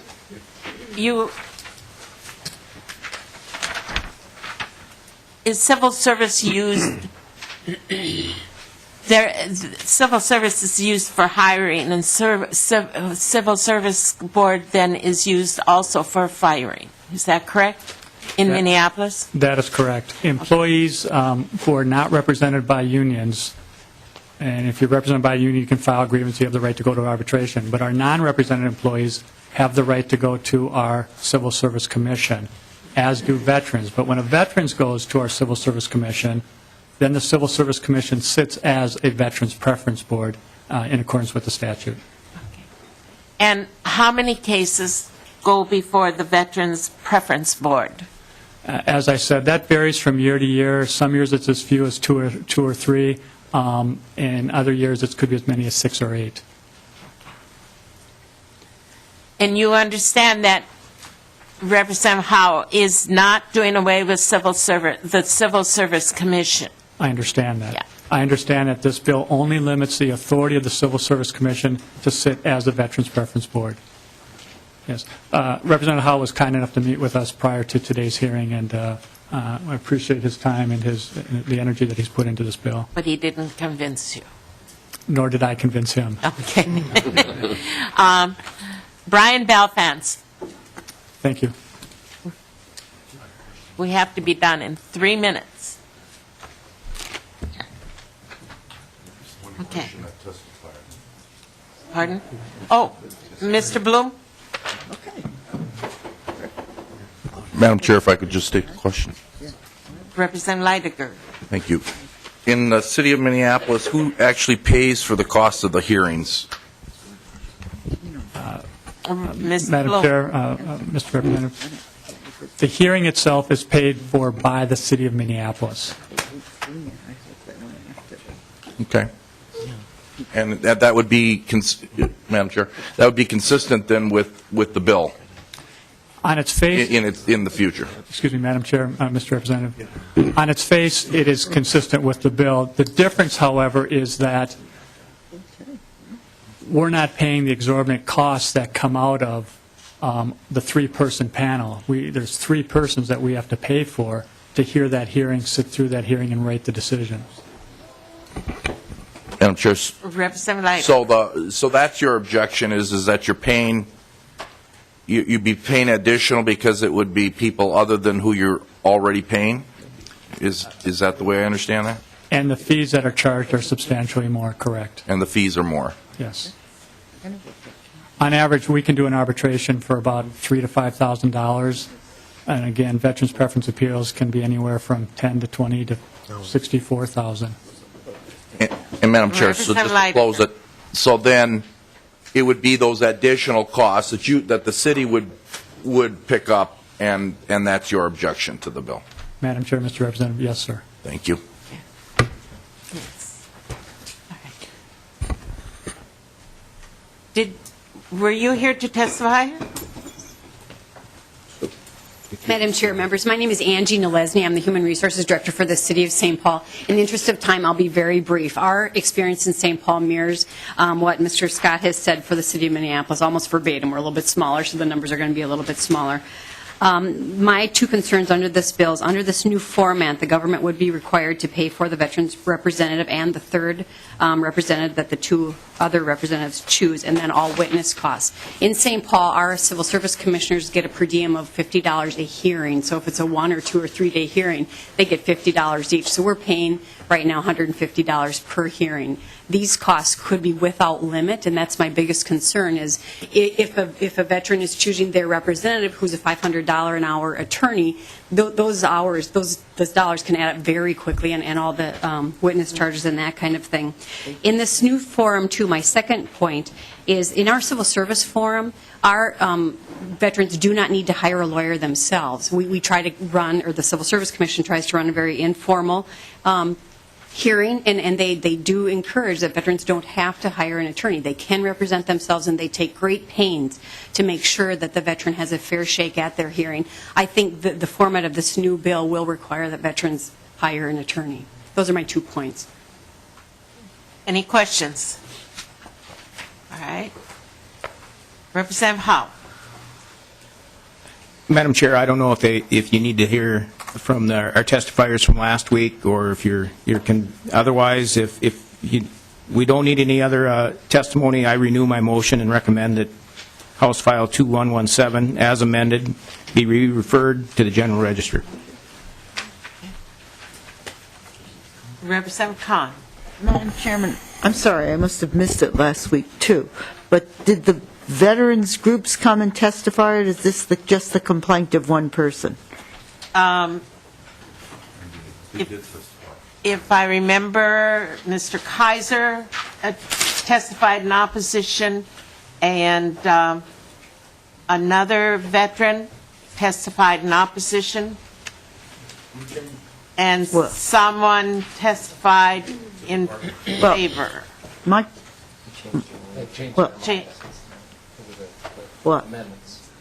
Well, we haven't heard from them, though. Well, Madam Chairman, I guess my problem is you've got a board and a commission that has real experience and gets to compare it with everything else that's going on, and to suddenly replace it and appoint it by a new set of 3 people seems kind of a little arbitrary with the, as opposed to, and again, from what I've heard, I haven't heard if one person had a bad experience. Representative Howe had a testifier that was... I know. Yeah. That's heard of one person with a bad experience. Yeah. I mean, I had many years ago, I had a really bad experience with the University of Minnesota, but I never quite proposed to abolish the University of Minnesota because of that. But Is that a friendly motion?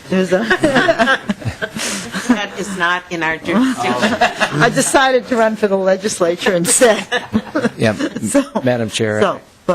I think just to answer Representative Kahn's Representative concerns. Weber. Just to answer Representative Kahn's concerns, I think now that with the amendments that have come on board, and the changes that were made in this piece of legislation, I think the other veterans groups are on board now. So that's my opinion. That's my opinion. Is there anyone from the department here that wants to testify? You could be first. Mr. Schoen, Veterans Preference Officer. No. Madam Chair Murphy, and representatives, my name is Clint Bucher with the Minnesota Department of Veterans Affairs. I serve as the Veterans Preference Officer. And insofar as Mr. Howe's bill, The Minnesota Department of Veterans Affairs is not opposed to it. We see many benefits to what he is proposing. And speaking to the cost factor, the cousin, if you will, of the veterans preference hearings that take place through the department, there were 10 last year. The average cost was $3,600. So I don't know where persons are anticipating or estimating. I can only give you what the costs were. Now, insofar as the intent of veterans preference hearing, I want to remind persons basically that a public employer may terminate, I repeat, may terminate any veteran as long as they first have a hearing and show due cause of either incompetence or misconduct. A fair standard most people would agree with. However, the employer must grant the veteran a hearing where that proof is brought forward. And in the state Supreme Court case of Schroeder in 1986, it was found that there was two responsibilities, two tasks of a veterans preference hearing, according to that state Supreme Court judge. Number one is did the employer act reasonably? Okay? And the second one, if they didn't act reasonably, they then have the authority to provide other forms of discipline. That was granted in there. It is not like a collective bargaining hearing of, yes, we fire them, no, we don't. It basically is designed to ensure that the veteran has a fair shake, not only with a particular a three-person panel, but at the risk of offending the cities that may have one. Many of them do work well. But think about the logic. You have the employment mechanism determining whether they themselves acted reasonably. Isn't that a little bit peculiar? So the intent was the three-person panel was to ensure impartiality. The employer got to pick one, the veteran got to pick one, and those two would select the third neutral. That's the same procedure policy used for many family law decisions as well as some civil law decisions. It's not a unique policy, just a veteran's preference. It's worked well. When some of the statutes were limited, the larger cities had the ability to lobby, and thus it was put into place that they would retain their ability to do civil service commissions. Now, the issue before us today is, should that be changed? Should all entities be required to have a three-person panel? Thank you for giving me a chance to speak, Madam Chair and representatives. Mr. Booker, you said that the department is no longer opposed? That is correct. The Minnesota Department of Veterans Affairs is not opposed to this bill. But you're not speaking in favor of it either, right? Politically, I was told that that was our position because of the need to proceed. But I don't know how more enthusiastic or more positive I can be in a situation where we do not oppose. Right. But, Mr. Booker, you do strongly support civil service boards where they are working successfully, right? Civil service boards are a great asset. It should not be done away with. However, when it comes to veterans preference hearing, experience has been that they should not be engaged in the termination process, since the veteran is supposed to hit in a situation where there's impartiality. Well, Mr. Booker, do you think that the Representative Howe, do you think that there could be a choice made, like I suggested the other evening, where there's civil service boards in existence and are working very well, that could be used? I remember that. I guess the only way I could do that, Madam Chair, is by the election of the veteran, not by the city. So if you would like to entertain that as a motion, I don't know if Mr. Biggerstaff could figure out how to word that, but I would. But Madam Chair, the problem with that is, and I will. As we talked the other night, the issue that I have is I want to make something consistent. And so it's the same for all veterans, and veterans have some expectation of how this process is going to work. And I believe that going through this and doing a three-member panel, because it doesn't happen very often, I think it only sides on it errs on the side of the veteran It errs on the side of them ensuring, getting an impartial deal, and I think that's the way we should proceed. Representative Leider. Madam Chair, I don't think the way the bill reads right now precludes the veteran or the government entity to go ahead and choose the preference board. I mean, it seems to me if that's what the veteran wants, they can keep the board in place. No. They would, Madam Chair, they would have to choose. They'd each have to choose someone off the commission, I believe. But otherwise, I believe it's all by a member of 3 board. They could choose members off the civil service board if that's what they choose to do, I guess. Representative Khan.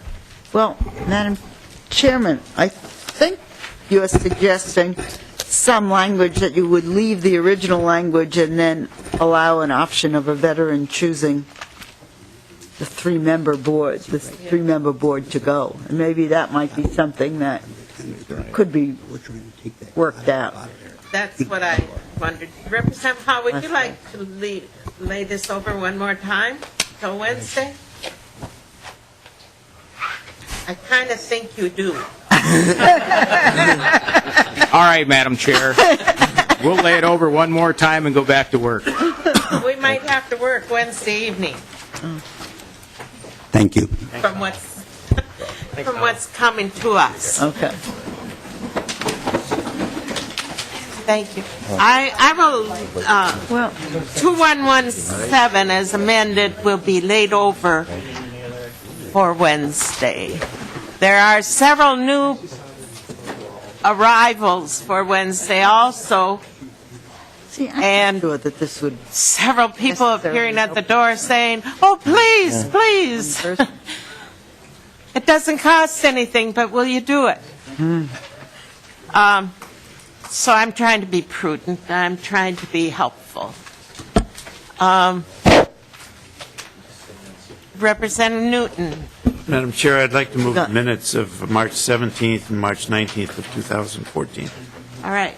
House File 2117 is laid on the table and is laid over, and minutes for quiet. Minutes for March 17th and March 19th are in your packets, and Representative Newton has moved them. All in favor, say aye. Aye. Opposed? Motion is adopted. This meeting is adjourned.